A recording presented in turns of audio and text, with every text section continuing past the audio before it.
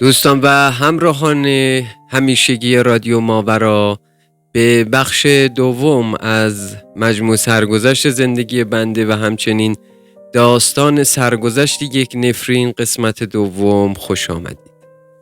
در این کانال هدف بنده و عزیزانی که داستانهاشون رو ارسال میکنن این هست که بتونیم برای شما ابزاری رو فراهم بکنیم که از تجربیات آنانی که در فضای ماوراءالطبیعه یا ضربه‌ای دیدن یا تجربیاتی دارن بتونن استفاده بکنند و همچنین شما دوستان اون تجربیات تلخی که دیگران اون رو از روی کم دانستن براشون اتفاق افتاده شما به اون گرفتار نشید. پس صرفاً این کانال جنبه سرگرمی نداره و شما هم میتونید اگر اتفاق و یا مشکلی در ماوراءالطبیعه براتون اتفاق افتاده در طول زندگیتون برای ما از طریق لینک زیر در اولین کامنت پین شده ارسال بکنید فایل صوتیتون رو و میتونید درخواست بکنید که با صدای خودتون پخش بشه و یا اینکه اون رو برای شما واگویه کنیم. بریم بدون معطلی قسمت دوم سرگذشت یک نفرین رو پی بگیریم. سرگذشت یک نفرین قسمت دوم.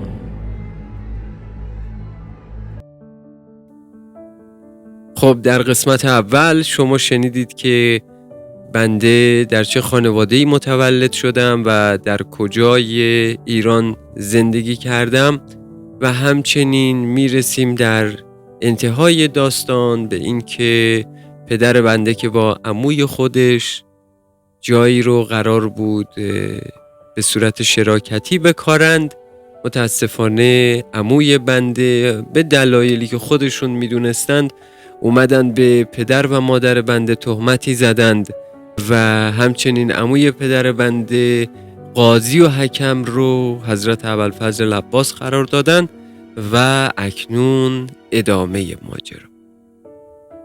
بعد از این که چند روزی گذشته بود، یک روز مانند همیشه که بنده در حیاط بازی می کردم همراه با خواهرم، ناگهان در خیلی خیلی شدید کوبیده شد. انگار یه نفری اومده پشت در و میخواد خبر بسیار ناگواری رو بده و خیلی هم عجله داره. من که همیشه این اخلاق رو داشتم و خیلی شیطون بودم، اولین ضربه‌ای که به در زده میشد میدویدم پشت در که برم ببینم که هست و در رو باز بکنم، با حال این که شدیداً همیشه به من توصیه شده بود که مبادا وقتی در زده میشه بری پشت در و در رو باز بکنی، باز همین شیطنت رو میکردم. اما اون روز و اون لحظه انقدر طنین در وحشتناک بود و ضربه هایی که زده میشد وحشتناک بود، من به جای اینکه به سمت در برم فرار کردم به سمت در داخل خونه که وارد خونه بشم. ناگهان از پشت سر خواهرم صدا زد که اگر میترسی بیاید با هم بریم در رو باز بکنیم. خب خواهرم از من بزرگتر بود و معمولا اون واهمی رو که من داشتم خواهرم نداشت یا کمتر بود. در رو دست من رو گرفت و به سمت در رفتیم. زمانی که دستگیره در رو گرفتیم و اون زبانی در رو کشیدیم و در رو باز کردیم، ناگهان جلوی ما دو پای بسیار بلند ظاهر شد و من زمانی که سرم رو بالا کردم دیدم بله، قیافه بسیار بسیار آشنا و دوست داشتنی که همیشه عشق خاصی من به اون داشتم و او هم من رو خیلی دوست داشت. عموی عزیزم بود. البته این عموی تنی من نبود، پسر عموی پدرم بود که من اسمش رو نمیتونم اینجا بیارم، ولی همیشه نور رو به نام عمو صدا می کردیم چون ایشون در ارتش در یک سیستم بسیار بسیار بلندپایه در قسمت سان ارتش بودن و در قسمت رژه در جایگاهی که بالاخره برای خودشون یه جایگاه خاصی داشتن و همیشه من رو زمانی که می اومدن خونه ما با هم بازی می کردن، برام شکلات می آوردن و خیلی من رو دوست داشتن. اما اون روز این عمو اون عمو نبود. زمانی که من اون رو دیدم وحشت تمام وجودم رو فرا گرفت.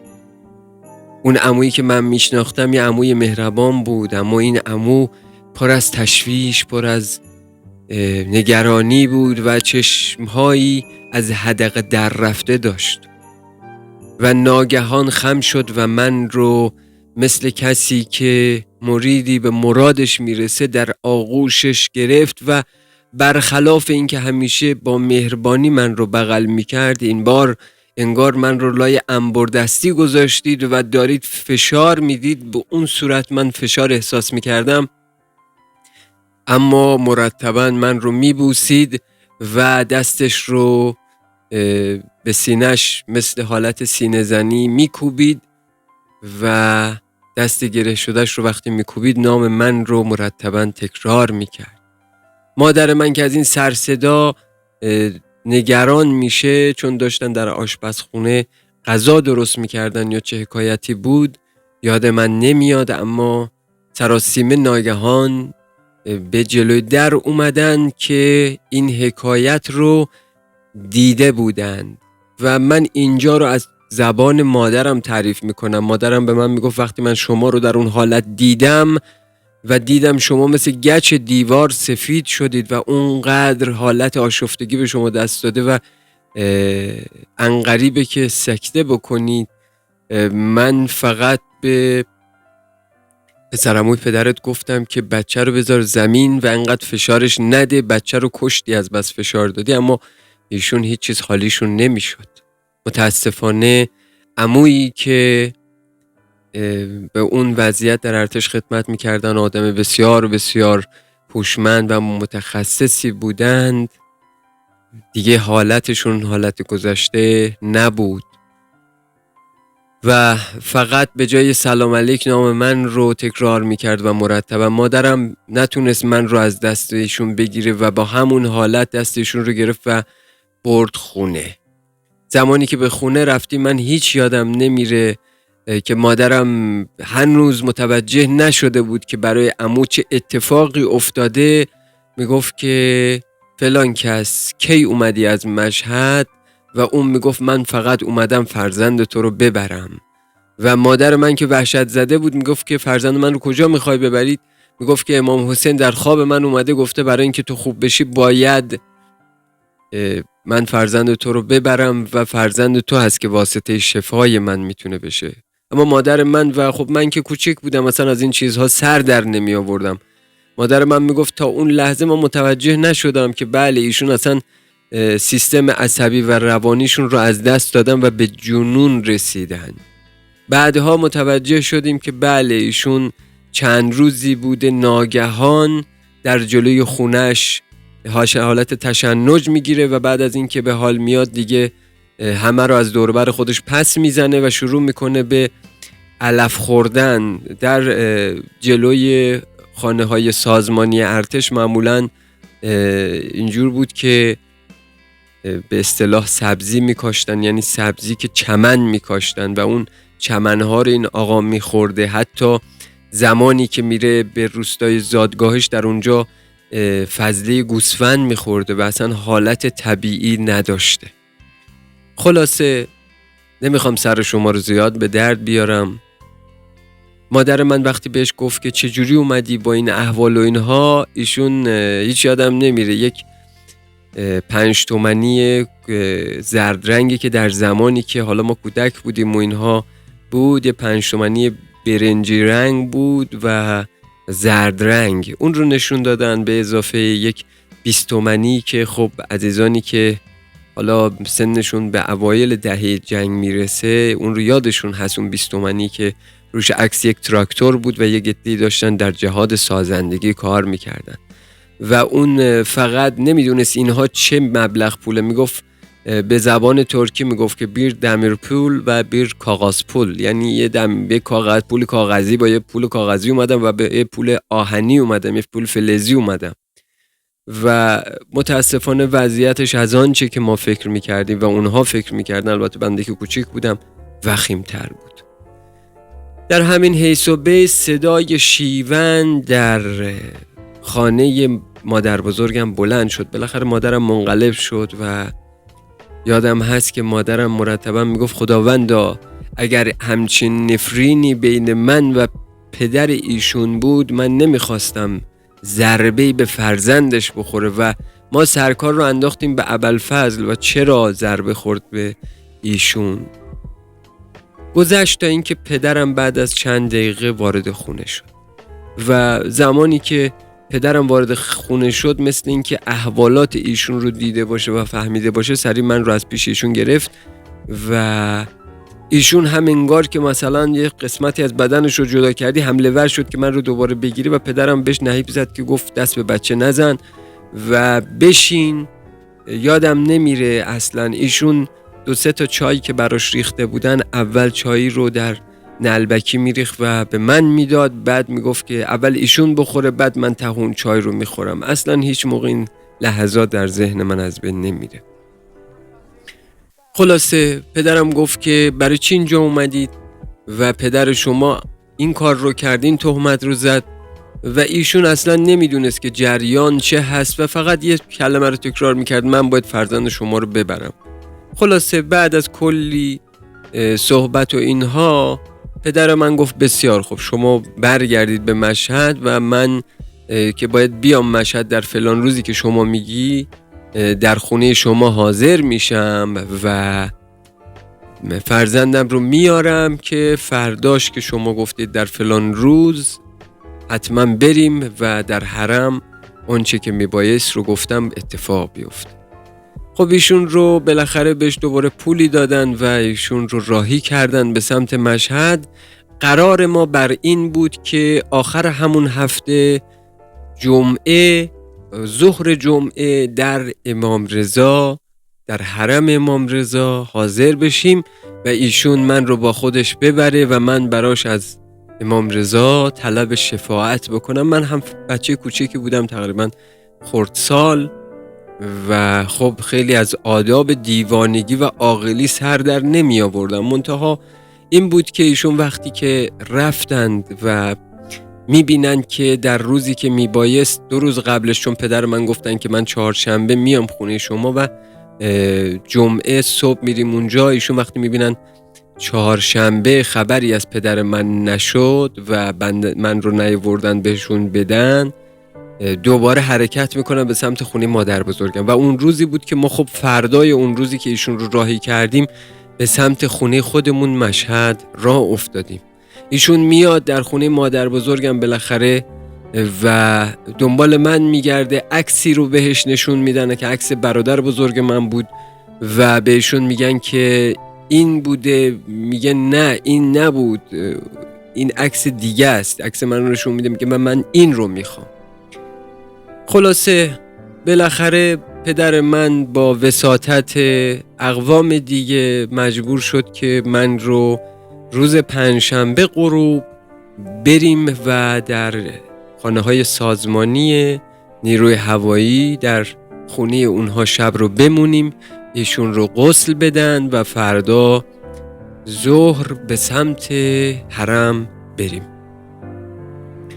هیچ یادم نمیره زمانی که شب بود و ما رفتیم به سمت خانه‌های سازمانی نیرو هوایی، دیدیم بله خیلی از اقوام، شاید در اون روزها من حساب دقیق رو نمیدونم ولی چشمی یادم میاد از اون زمان شاید بیش از 50 نفر در یک خانه 70-80 متری جمع بودن. جوری بود که اصلا نمیشد سوزن بندازی. از همه اقوام مادری و پدری این آقا و خب اقوام پدری بنده در اونجا حاضر بودن، همه قوم و خویش ها، تا آنجایی که خبردار شده بودن که بله ایشون رو قرار فردا ببرند و در حرم شفاش رو بگیره. گریه و زاری بود در اون خونه. خلاصه سر شما رو به درد نیارم.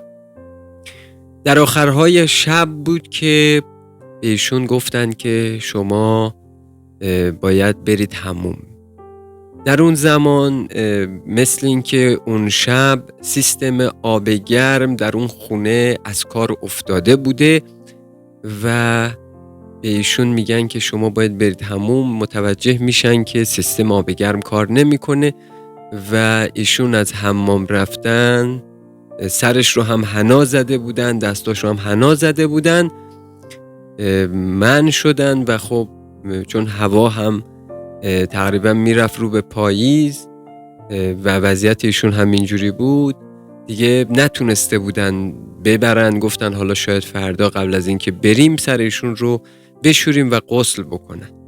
هیچ یادم نمیره ایشون به زنش گفته بود که باید یک پتو، یعنی یک دونه لحاف، یک دونه حالت ملحفه مانندی و یک زیرانداز سبز رنگ باید برای بنده که کوچیک بودم مخصوص درست بکنه که ایشون هم درست کرده بود. من یادم هست که مادرم با خیلی کراهت، چون میترسیدن که مبادا ایشون با اون حالتی که من رو بغل کرده بود خفه بکنه من رو یه شب مثلا ایشون خواب هستن، به پدرم و دیگرانی که پسر خاله هاش و پسر عموهاش و اینها نشسته بودند سپردن که حواستون به بچه باشه، هیچ کدومتون نخوابید که مبادا یک موقع این بچه رو خفه بکنه و این بچه در کنارش خوابیده. من یادم هست که به همه کسانی که اطرافش می اومدن، من زمانی که لباس میخواستن برایشون ببرن، من این رو هیچ زمانی یادم نمیره، به حتی خانم خودش میگفت که شما کنار من نیاین، هیچ کس کنار من نیاد الا مادر بنده، که میگفت تنها کسی که بین شما آدم درستی ایشون هست و همه شما آدم‌های ناصادق و نادرستی هستید. حالا بصیرت ایشون باز شده بود و چه میدید والله اعلم، چه میشنید والله اعلم. خلاصه آن شب خطیر گذشت و فردا صبح جمعه بود، روزی که میبایست بریم به سمت حرم امام رضا. من هیچ یادم نمیره که زمانی که بلند شدند از خواب و مادرم اومد و من که بیدار شده بودم زودتر، رفت به سمت پدرم و گفت شما همه خواب بودید. پدرم که انگار مثلا از یه خواب 100 ساله بیدار شده گفت ما نمیدونیم چجور خوابیدیم، شاید 15 نفر آقا در اون مجلس، همه مثلا از مأمور و از مأمور آگاهی و کسانی که هر کدوم از این اقوام یک سمتی داشتن، بعضیشون پلیس بودن، همه خواب رفته بودن.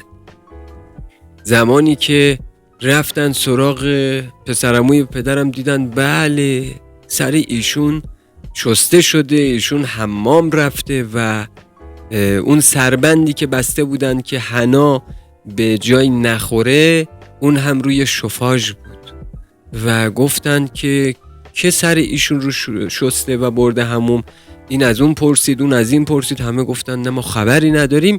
ایشون خندید و گفت که بله شما رو اومدن و خواب کردند، شما رو اومدن در حالتی که بیدار بودید خواب کردند و همتون به خواب رفتید.